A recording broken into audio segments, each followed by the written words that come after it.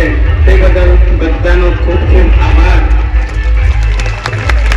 આગળના ભાઈઓ બેસી જાઓ જેથી કરીને પરેશભાઈનું વક્તવ્ય સારી રીતના આપી શકે। સૌ બેસી જાઓ। આપણે બધી સરકારોને જોઈ છે, કોંગ્રેસ સરકારને જોઈ, ભાજપ સરકારને જોઈ।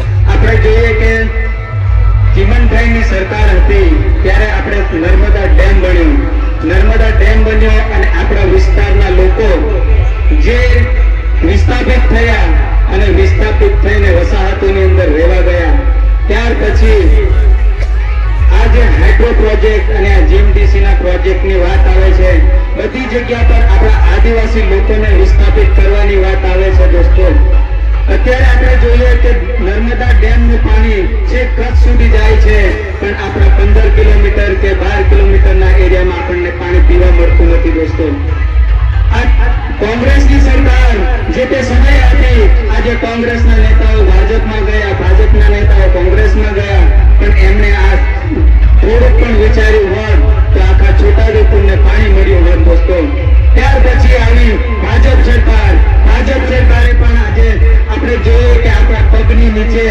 નર્મદાનું પાણી દાહોદ ગોધરા સુધી જાય છે, પણ આપણને પીવા પાણી મળતું નથી। દોસ્તો, એટલે આપણે વિચારવાની જરૂર છે।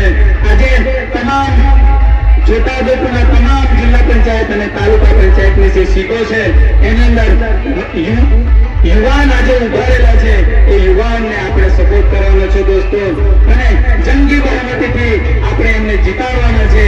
આપણા વિસ્તારની અંદર ઘણી બધી સમસ્યાઓ છે, એ સમસ્યાઓને વાચા આપવાની છે। દોસ્તો, આજે યુવાનોને આજે તમે સપોર્ટ કરશો, આગળ જતા યુવાનો તમારા માટે અવાજ બનવા માટે તૈયાર છે, તમારા માટે લડવા માટે તૈયાર છે। દોસ્તો, હવે કોંગ્રેસની સરકારને જોઈ, ભાજપની સરકારને જોઈ અને ઘણા એવા યુવાનો છે જે એવું વિચારતા હશે કે અમે આ સરકારને એટલે આ સરકારને જ આપીએ, પણ થોડુંક વિચારતા શીખો, થોડું વિચારો।